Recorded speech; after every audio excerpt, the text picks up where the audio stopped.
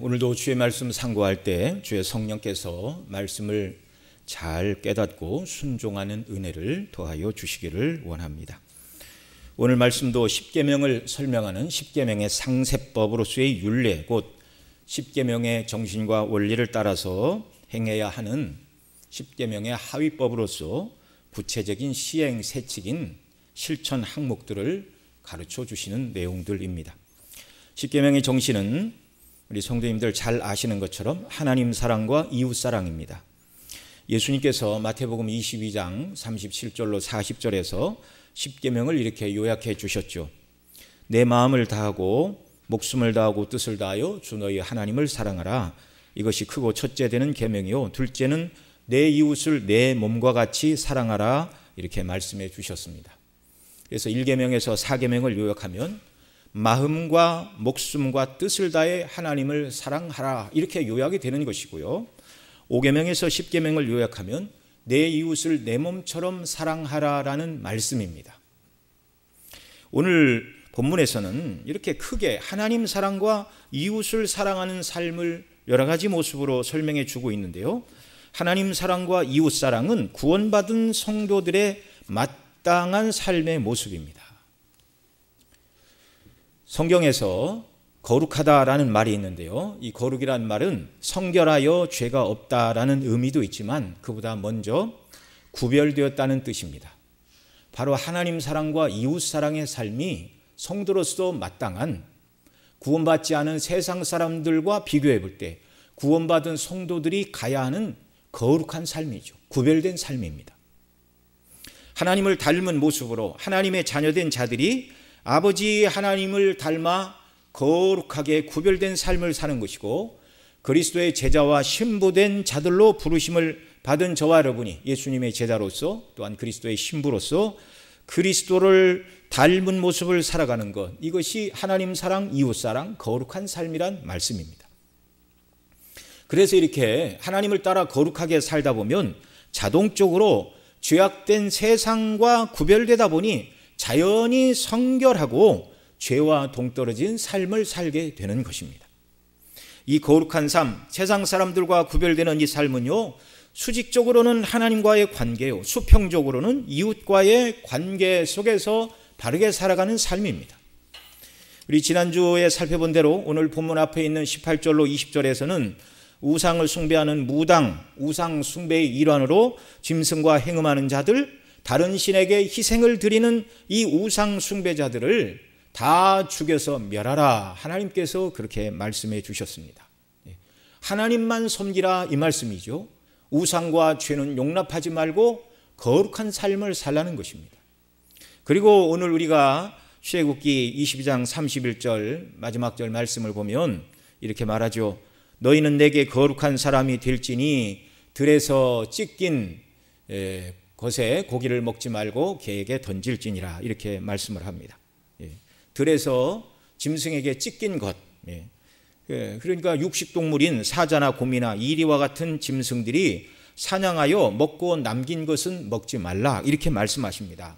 야생의 짐승들은 생식을 하고 오염된 상태로 그냥 사냥하여 먹으니 먹다 남은 것이 병원균에 오염이 되어서 사람이 그것을 먹으면 건강상 해를 끼친다라는 그런 의미뿐만 아니라 더 중요한 것은 존귀한 하나님의 형상으로 지으심을 받은 사람은 짐승과 격이 다른 존재라는 말이죠.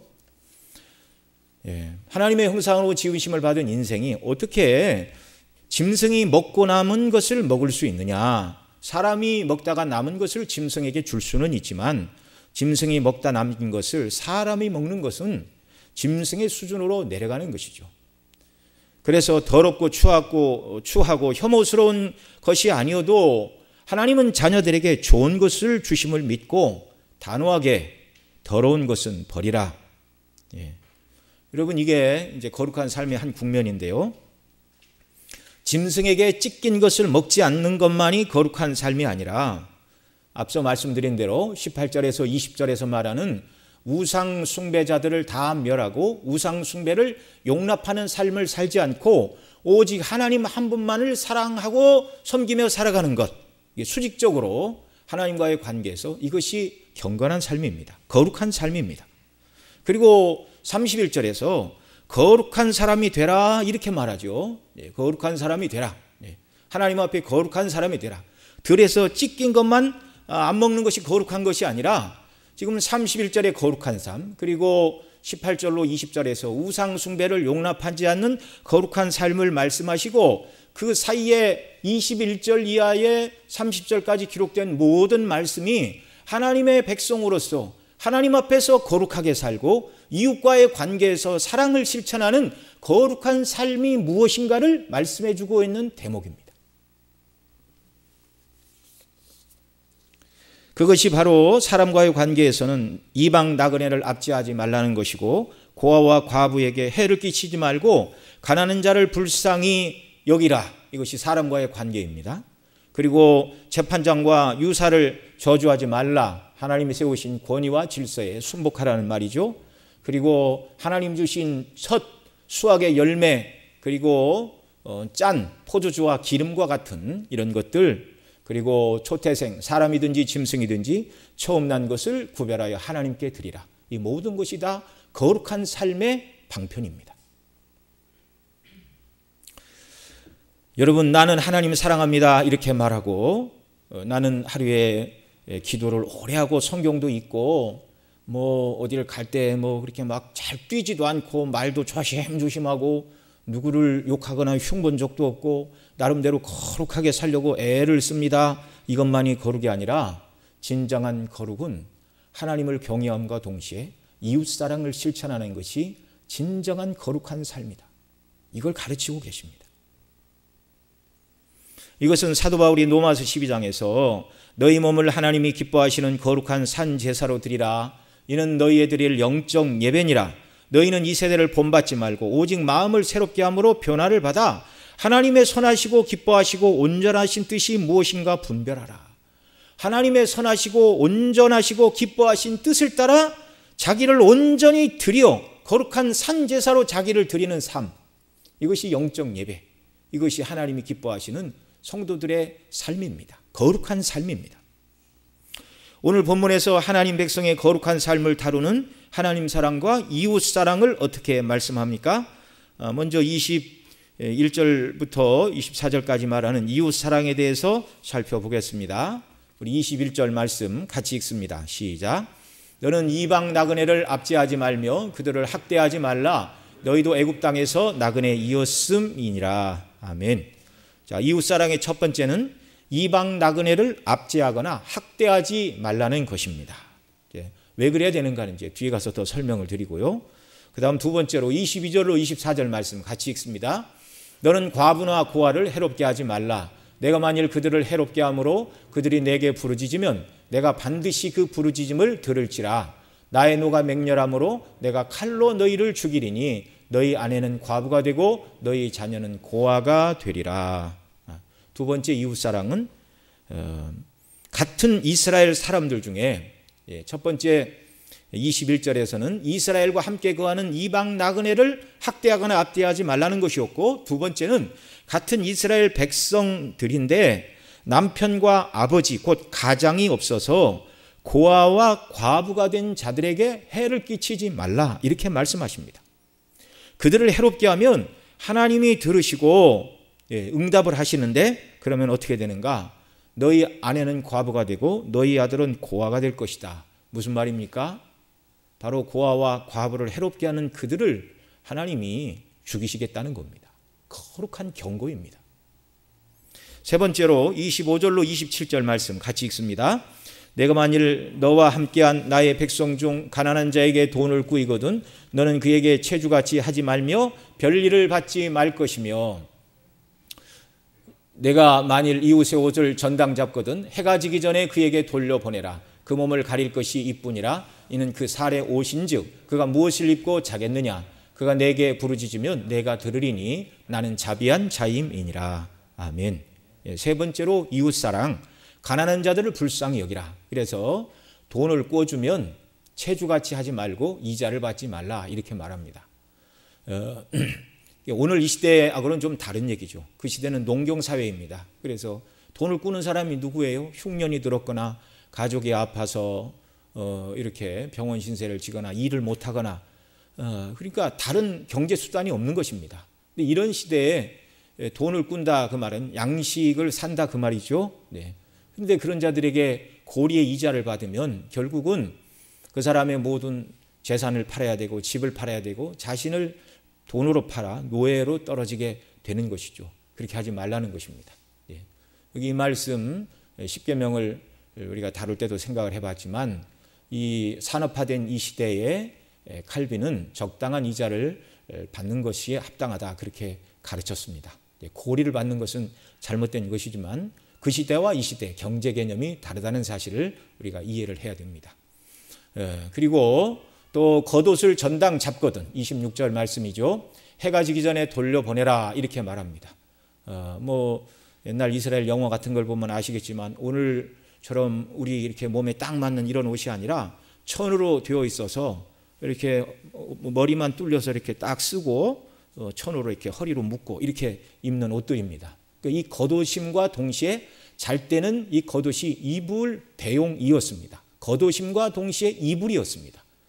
그래서 그 살에 오신 즉 그가 무엇을 입고 자겠느냐 내가 부르짖으면 이 팔레스타인 땅은 일교차가 심하죠. 낮에는 덥지만 밤에는 춥습니다. 그래서 덮을 것이 없어서 덜덜덜덜 떨면서 하나님 앞에 기도하면 하나님께서 들으시겠다 이렇게 말씀하고 계십니다. 그 다음 이제 28절로 31절 말씀을 보면 하나님을 사랑하는 사람이 어떻게 살아야 되는가 하나님 앞에 경건하고 거룩한 삶이 무엇인가를 또 말씀을 하는데요. 28절 말씀 또 같이 읽겠습니다.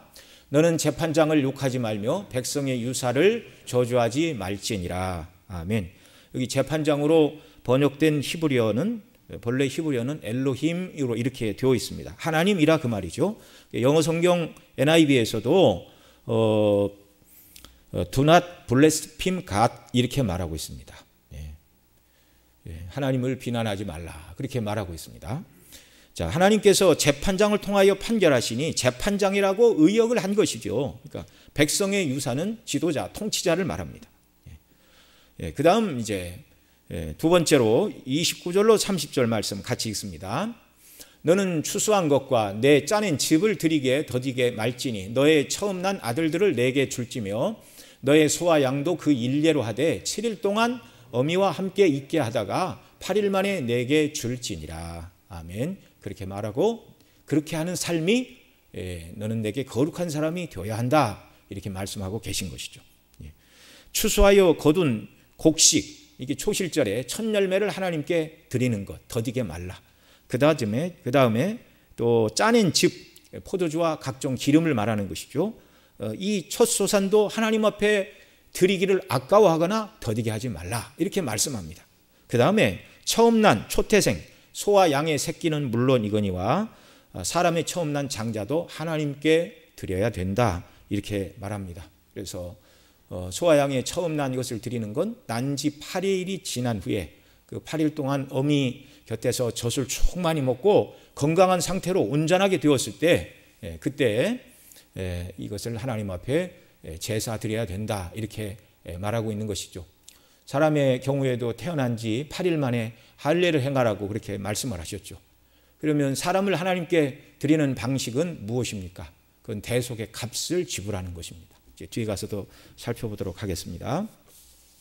자, 이렇게 이웃을 사랑하여 이방 나그네, 그 다음에 고아와 과부, 가난한 자들을 해롭게 하지 말고 불쌍히 여기는 것과 그 다음에 하나님을 사랑함으로 세우신 권위에 순복하고 처음 익은 열매와 각종 기름과 포도주 그리고 사람과 짐승을 포함하여 초태생을 하나님께 드리는 것 이것이 거룩한 백성의 마땅한 삶이라고 하나님께서 지금 가르치고 계십니다.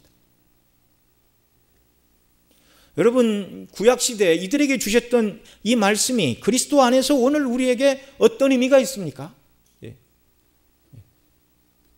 그들과 우리는 문화도 다르고 형편도 다른데 이 말씀이 오늘 우리에게 어떤 의미가 있는가 이걸 생각을 해봐야 하는 것이죠. 우리가 구약의 백성도 아닌데 이방 나그네를 압제하지 말라는 말씀이 오늘 우리에게는 무슨 의미가 있는가 이걸 우리가 생각을 해봐야 하는 것입니다. 자, 먼저 21절에 너는 이방 나그네를 압제하지 말며 그들을 학대하지 말라. 너희도 애굽 땅에서 나그네이었음이니라. 이렇게 말씀하죠. 이제 가나안 땅에 들어가게 되면 너희 가운데 이방 나그네들도 함께 유하게 될 것이다. 그런데 그때 이방 나그네를 압제하거나 학대하지 말라. 그것이 사람으로서 마땅한 본분이다. 그렇게 말씀하시는 것이 아니고 애굽 땅에서 너희도 나그네였다 그 말입니다. 하나님이 구원해 주시지 않으셨다면 지금도 애굽 땅에서 바로의 명령에 따라 벽돌을 만들고 국고성을 계속 지어야 되고 노예 생활을 해야 되는 자리에서 하나님이 너희를 건져 주셨으니 너희 가운데 거하고 있는 이방 나그네들을 압제하거나 학대하지 말라. 받은 사랑에 비추어 너무 마땅한 얘기입니다. 하나님이 우리를 구원해 주셨음을 드러내는 방편이 이방인들을 압제하지 않고 학대하지 않음을 통해서 하나님의 은혜가 아니었으면 여전히 내가 애굽 땅에서 종노릇해야 될 사람인데 은혜로 구원받았다는 것을 증거하고 드러내는 것이 이방 나그네를 압제하거나 학대하지 않는 것이고요. 또 그들을 사랑하고 선을 행함으로 말미암아 하나님의 구원을 그들에게 증거하여 전도의 문을 열어야 하기 때문에 그런 것입니다.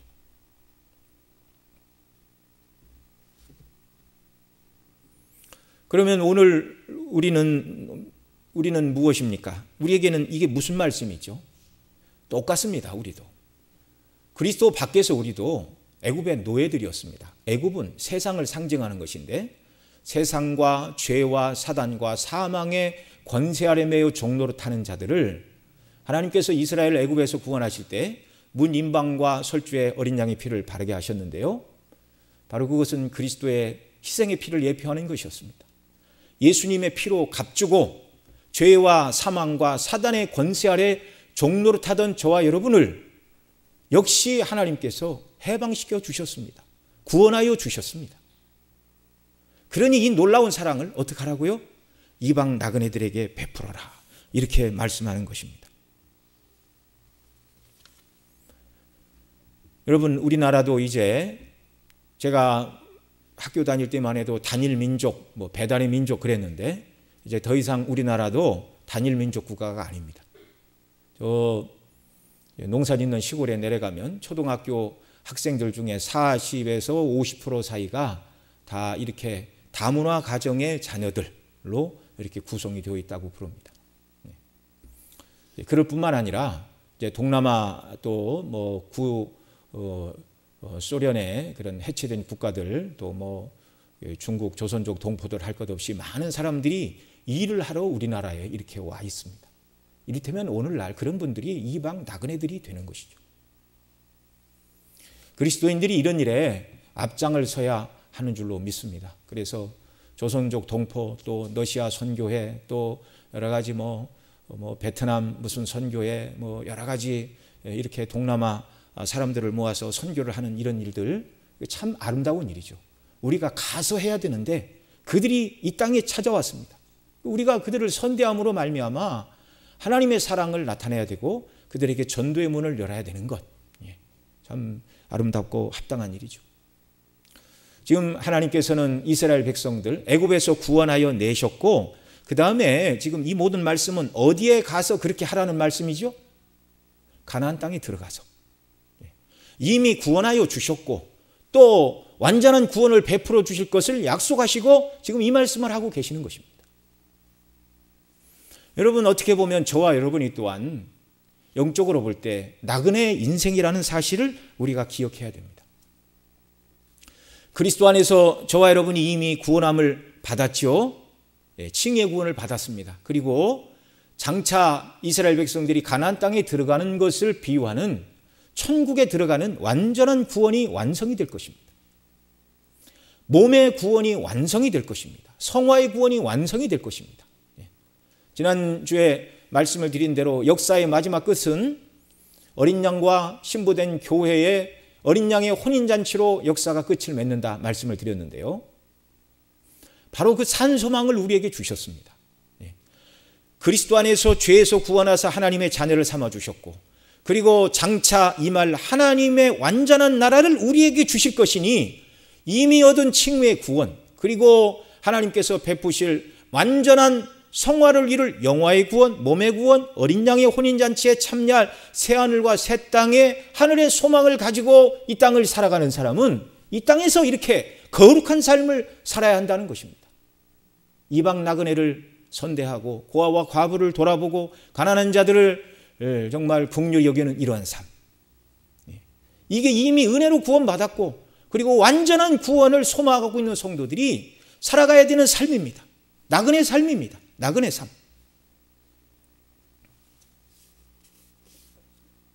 히브리 13장 13절 이하에 이렇게 말합니다. 이 사람들은 다 믿음을 따라 죽었으며 약속을 받지 못하였을 때 그것들을 멀리서 보고 환영하며 또 땅에서는 외국인과 나그네로라 증거하였으니.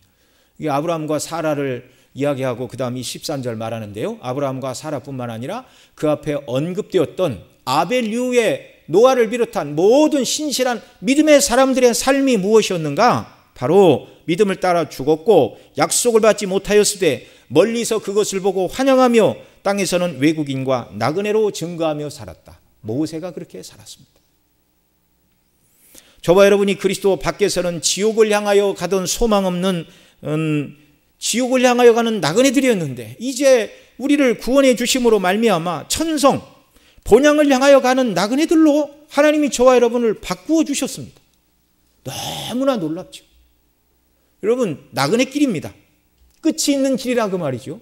그러니 이 세상이 우리가 영원토록 머물 완전한 집이요 거처인 것처럼 생각하지 말고 지나가는 삶임을 기억하고 하나님이 우리에게 명하신 가난하고 연약한 자들을 사랑으로 돌보는 이 삶을 살아라. 이게 나그네 삶이고 이게 거룩한 삶이고 은혜 입은 자로서 마땅한 삶이라고 가르쳐 주고 계신 것입니다.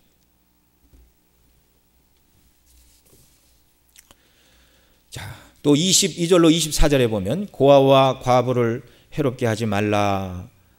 그들을 해롭게 하여 그들이 내게 부르짖으면 너희 아내는 과부가 되고 너희 아들은 고아가 되리라. 곧 하나님께서 고아와 과부를 해롭게 하는 자들을 멸하시겠다는 경고라고 말씀을 드렸는데요. 하나님께서는 모든 사람을 사랑하십니다. 그러나 특별히 가난하고 없는 자들이 고통을 당하지 않도록 하나님께서 배려를 하십니다. 누구를 차별하시는 것이 아니고 가난하고 힘없는 자들이 고통을 당하지 않도록 하나님은 이 율법을 통해서 보호를 해 주시죠.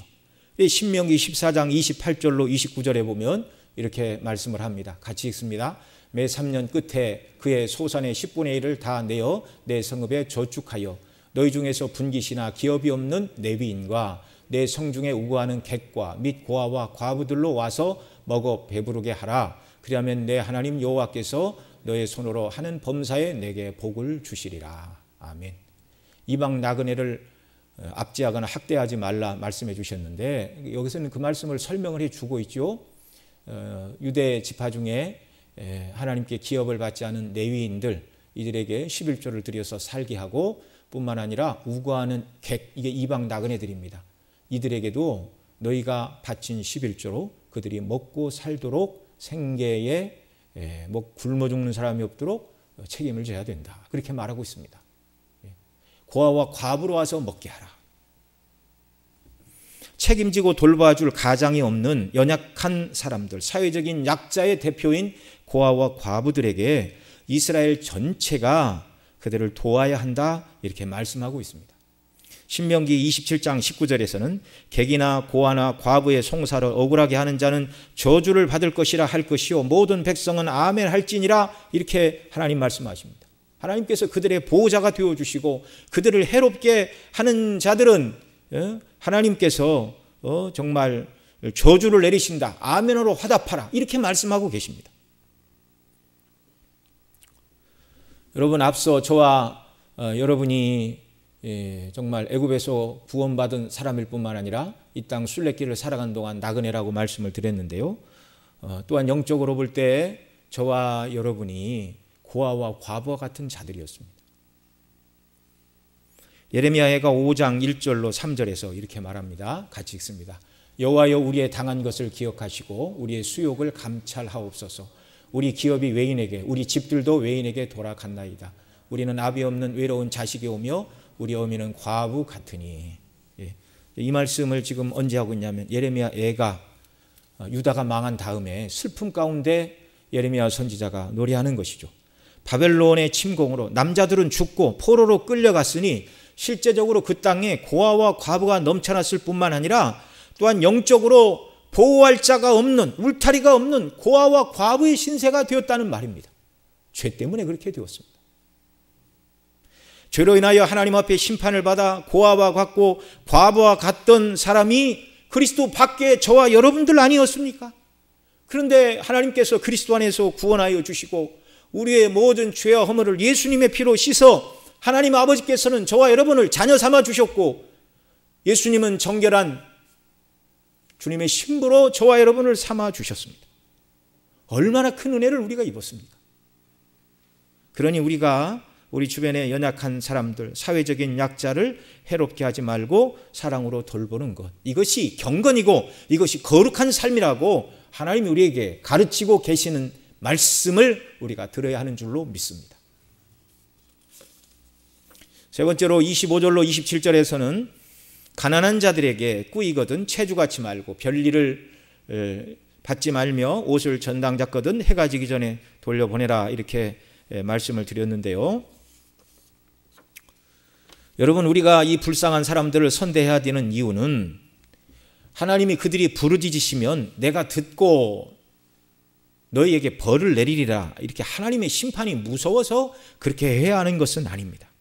그리스도인들은 내가 선을 행하라는 하나님의 말씀대로 하지 않으면 하나님이 나에게 벌을 내리실 거야 라는 이 두려움 때문에 선을 행해야 하는 것이 아니고요. 27절 마지막에 뭐라고 말씀하고 있습니까? 내게 부르짖으면 내가 들으리니 나는 어떤 분이라고요? 자비한 자임이니라. 자비한 자임이니라. 하나님은 자비로우신 분입니다. 저와 여러분이 그리스도 밖에서 하나님 앞에서 영적으로 가난한 자들이었습니다. 그런데 하나님이 우리에게 자비를 베풀어 주셨습니다. 영적인 나그네였고 영적인 고아와 과부이고 또한 우리가 하나님 앞에서 영적으로 가난한 자들이었는데 그리스도 안에서 우리를 부유한 자로 만들어 주셨습니다. 이사야 41장 17절에 이렇게 말합니다. 같이 읽습니다. 가련하고 빈핍한 자가 물을 구하되 물이 없어서 갈증으로 그들의 혀가 마를 때 나 여호와가 그들에게 응답하겠고 나 이스라엘의 하나님이 그들을 버리지 아니할 것이라. 아멘. 역시 죄를 지어 바벨론 포로로 끌려간 이스라엘의 상태를 내다보시고 가련하고 빈핍한 자, 가난한 자라 그 말이죠. 그런데 때가 되면 하나님께서 이들을 포로에서 돌려보내실 것이다. 버리지 아니하고 회복의 은혜를 주신다. 그것은 상징이죠. 그리스도 안에서 구원하실 것을 말씀하는 내용입니다. 또 이사야 61장 1절에 이렇게 말합니다. 같이 읽습니다. 주 여호와의 신이 내게 임하셨으니 이는 여호와께서 내게 기름을 부으사 가난한 자들에게 아름다운 소식을 전하게 하려 하심이라. 나를 보내사 마음이 상한 자를 고치며 포로된 자들에게 자유를, 갇힌 자에게 노임을 전파하며, 이렇게 말씀하는데요. 이 이사야 61장은 메시아 시편이죠. 메시아가 오시면 이런 일을 행하리라.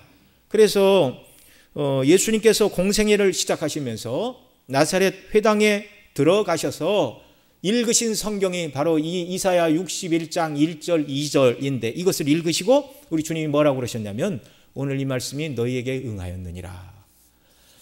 내가 메시아로서 이 일을 하기 위하여 왔다 말씀하셨는데 바로 가난한 자들에게 아름다운 소식을 전하신다 이렇게 말하고 있습니다. 여기 가난한 자들은 영적으로 가난한 자들이라 그 말이죠. 하나님 앞에 내세울 의가 하나도 없는 죄인들. 그래서 마태복음에서는 심령이 가난한 자는 복이 있나니 그렇게 말씀하시는 이유가 내가 하나님 앞에 아무것도 내세울 것이 없는 영적인 빈털터리임을 알고 하나님의 긍휼을 간구할 때 하나님은 그들에게 은혜를 주신다는 것입니다. 그래서 이사야 64장 6절에 보면 이렇게 말합니다. 같이 읽습니다. 대저 우리는 다 부정한 자 같아서 우리의 의는 다 더러운 옷 같으며 우리는 다 쇠폐함이 잎사귀 같으므로 우리의 죄악이 바람같이 우리를 몰아가나이다. 이게 영적으로 가난하여 의가 없고 더러운 옷을 입고 있는 자와 같은 자들, 이들에게 메시아가 오셔서 어떤 은혜를 주시는가? 앞서 말씀드린 이사야 61장 1절에서는 가난한 자들에게 복음을 전하신다 그렇게 말씀하시고 10절에서는 이렇게 말씀하십니다. 같이 읽습니다. 내가 여호와로 인하여 크게 기뻐하며 내 영혼이 나의 하나님으로 인하여 즐거워하리니 이는 그가 구원의 옷으로 내게 입히시며 의의 겉옷으로 내게 더하심이 신랑이 사모를 쓰며 신부가 자기 보물로 단장함 같게 하셨음이었더라. 아멘. 영적으로 가난한 우리에게 그리스도의 의로 옷을 입혀 신부가 자기 보물로 단장한 자 갖게 하여 주시는 은혜. 저와 여러분이 그런 은혜를 입었습니다. 가난한 우리를 부유하게 하셨습니다. 그러니 우리가 이 땅의 가난한 자들을 사랑으로 돌봐야 한다는 것입니다. 이 세상이 말하는 윤리와 도덕의 기준과 전혀 다른 말씀을 하고 계시는 거예요. 그리스도 안에서 너희가 받은 은혜가 무엇인가를 비추어 보고 어떻게 살아야 마땅한가. 이방 나그네를 압제하지 말고 고아와 과부를 해하지 말고 가난한 자들을 불쌍히 여기는 것, 하나님께서 너희에게 구원의 은혜를 베푸셨고 너희를 부요하게 하셨고 소망 없는 너희에게 하나님의 자녀를 삼아 주셨으니 이 은혜에 비추어 마땅한 것이다. 이것이 거룩한 삶이다. 가르치고 계신 것입니다. 또한 하나님 사랑에 대해서는 두 가지로 말씀했다고 말씀을 드렸는데요. 28절에서는 재판장을 욕하지 말며 백성의 유사를 저주하지 말라 이렇게 말씀하시는데 재판장으로 번역된 단어가 엘로힘, 하나님이라고 말씀을 드렸습니다. 하나님을 경외함으로 하나님이 세우신 재판장과 백성의 지도자, 권세자를 세우신 분이 하나님이십니다. 그래서 바르게 재판하고 다스리는 자들에게 순종하고 그들을 존중히 여기라는 것입니다. 그래야 질서가 유지되는 것입니다. 사도 바울은 로마서 13장 1절에서 이렇게 말하죠. 같이 읽습니다. 각 사람은 위에 있는 권세들에게 굴복하라. 권세는 하나님께로 나지 않음이 없나니 모든 권세는 다 하나님의 정하신 바라. 아멘. 현재 우리나라 대통령도 다음 대통령은 누가 될지 모르나 하나님이 세우신다 이렇게 말씀하고 계십니다. 질서와 권위를 존중하는 것, 이게 하나님을 경외하는 삶이라는 것입니다. 두 번째로 29절로 30절 추수한 너의 초실절의 모든 곡식 하나님 앞에 드리고 그 다음에 짜낸 즙, 포도주와 기름 하나님 앞에 드리는 걸 아까워하거나 더디하지 말고 속히 즐거움으로 빨리 드려라. 소와 양과 또 너희의 가정에서 처음 난 장자도 하나님께 드려라 이렇게 말씀합니다. 뭐 곡식을 드리고 포도주와 기름을 드리는 건 뭐 어려운 말이 아니죠. 그렇게 행하면 되는 것입니다. 가축의 경우에는 난지 7일이나 8일에 아주 상태가 좋아졌을 때 그걸 하나님 앞에 제사로 드리는 것입니다. 사람의 경우에는 어떻게 드려야 되는 것이죠? 사람을 죽여 제사로 드릴 수는 없는 것입니다. 하나님께 장자를 드리는 방식은 이제 출애굽기 뒤에 민수기 8장 16절로 18절에 가면 그 방식을 이렇게 설명을 하십니다. 같이 읽습니다. 그들은 이스라엘 자손 중에서 내게 온전히 드린받은 자라. 레위인들을 말하는 것입니다. 이스라엘 자손 중 1절 초태생 곧 모든 처음 난 자의 대신으로 내가 그들을 취하였나니. 그러니까 초태생, 처음 난 장자, 이들 대신에 하나님이 레위인을 택하셨다 이렇게 말합니다. 그런데 그 초태생의 의미가 그 다음 절에서 설명을 해주고 계시죠. 17절 봅니다.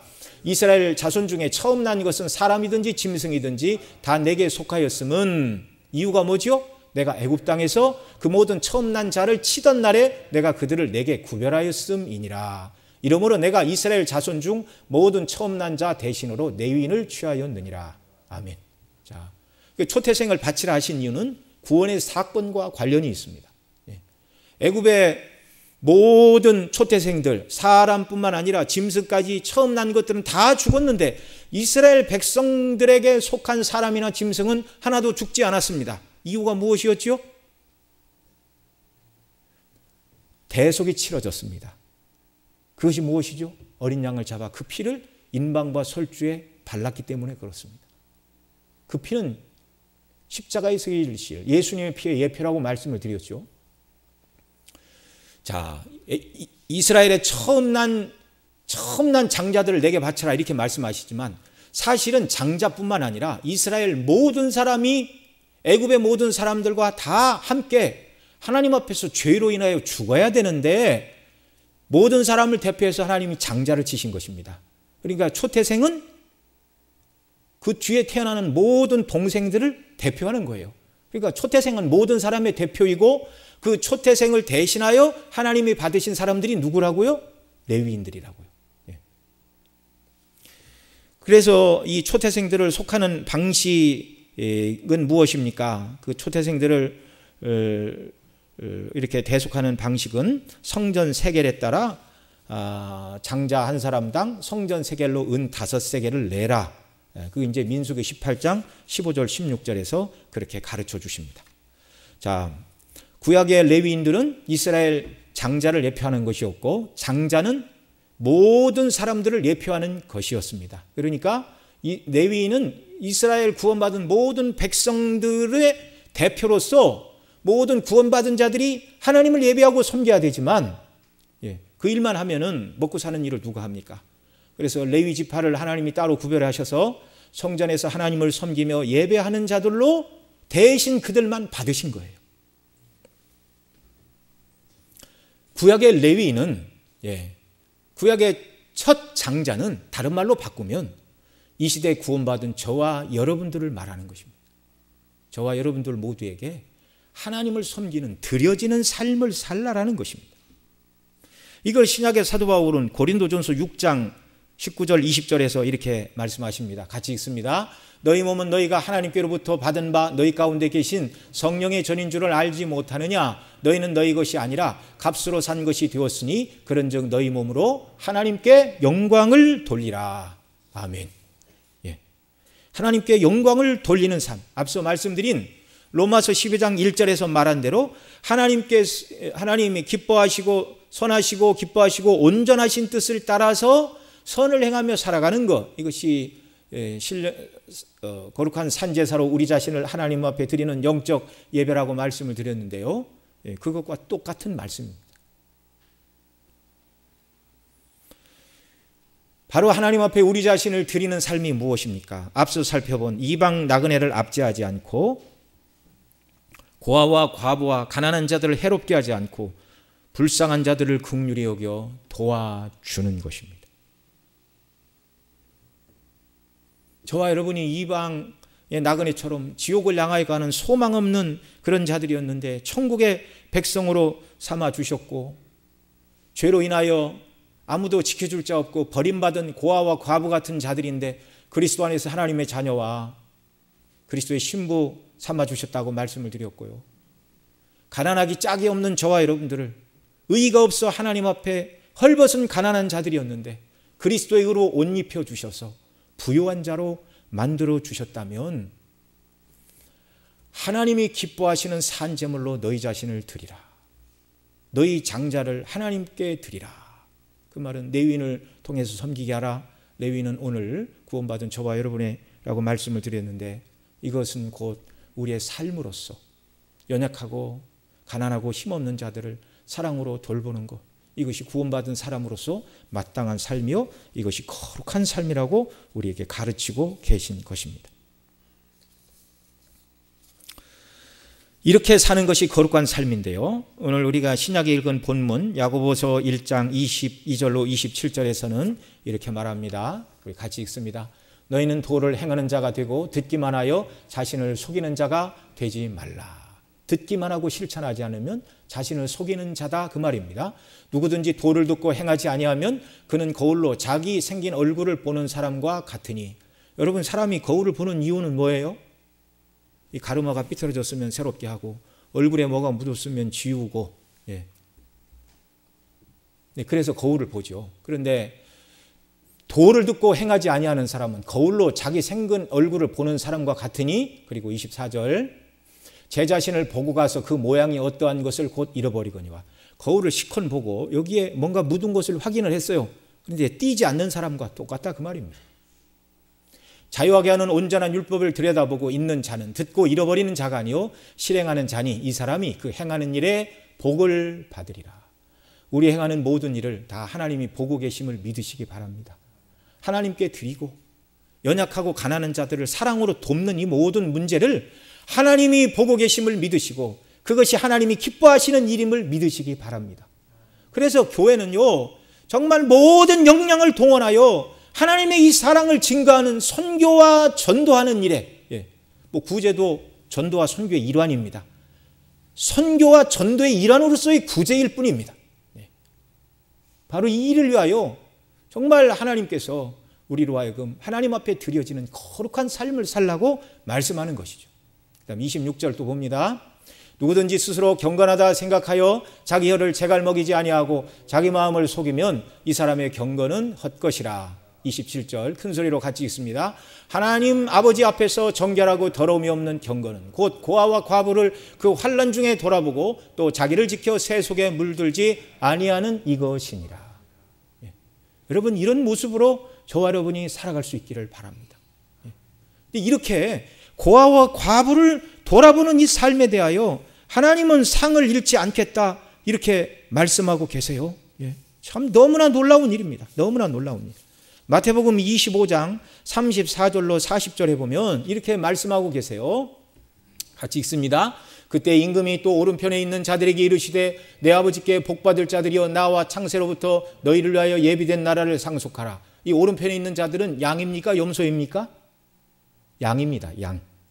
자, 그들 향하여 뭐라고 그러십니까? 내가 줄일 때 너희가 먹을 것을 주었고 목마를 때 마시게 하였고 나그네 되었을 때 영접하였고 그 다음 벗었을 때 옷을 입혔고 병들었을 때 돌아보았고 옥에 갇혔을 때 와서 보았느니라. 이에 의인이 대답하여 가로되 주여 우리가 어느 때 주의 줄이신 것을 보고 공개하였으며 마르신 것을 보고 마시게 하셨으며 어느 때 나그네 되신 것을 보고 영접하였으며 벗으신 것을 보고 옷 입혔나이까. 어느 때 병드신 것이나 옥에 갇힌 것을 보고 가서 배웠나이까 하리니.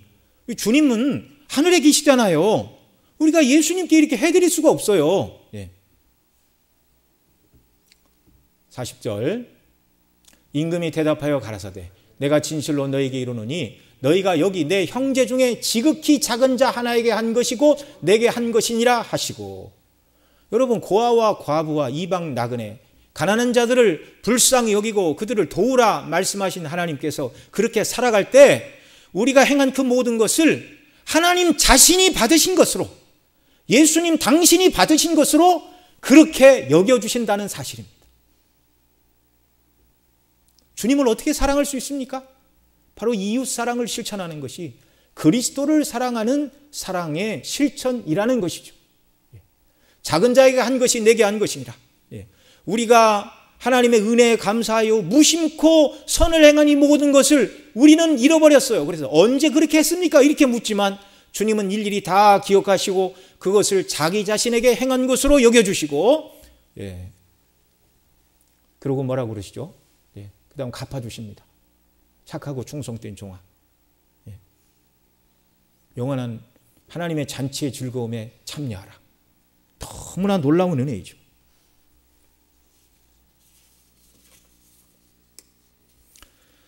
여러분, 참된 경건은 하나님을 사랑하고 우상을 섬기지 않고 마음을 다해 하나님을 섬기는 하나님과의 관계뿐만 아니라 참된 경건, 거룩한 삶은 하나님께서 우리에게 베푸신 구원과 은혜에 합당하게 힘없고 연약한 자, 돕지 않으면 살아갈 수 없는 자들에게 하나님의 긍휼과 사랑을 베푸는 것, 이것이 경건이요 거룩한 삶이라고 우리에게 가르치고 계십니다. 여러분, 공부에서 남주냐 그런 말이 있는데요, 저와 여러분들은 다 그리스도의 청지기입니다. 학생들, 어른들 다 열심히 공부해서 하나님이 주신 지혜와 능력 가운데 다른 사람을 도와야 되고 열심히 일하고 돈 벌어서 하나님이 명하신 대로 복음이 증거되는 일들을 위해 복되게 사용하고 우리 자신을 드려야 하는 것이죠. 이렇게 할 때 주님은 그 모든 것이 바로 주님께 행한 것으로 여겨주시고 이 땅에서도 갚아주시고 또 하나님 나라에서는 영원한 상급으로 우리에게 갚아주신다 약속해 주셨습니다. 우리가 언젠가는 머지않아 다 주 앞에 설 때인데 주 앞에 섰을 때 선을 행함으로 잘했다, 주의 사랑과 인정과 칭찬을 받는 저와 여러분 모두가 되시기를 바랍니다. 기도하시겠습니다. 사랑하시는 아버지 하나님, 오늘도 주 앞에 나와 경배하게 하시고 또 주의 말씀 통해서 하나님 백성의 거룩한 삶이 무엇인가 듣게 하시니 감사를 드립니다.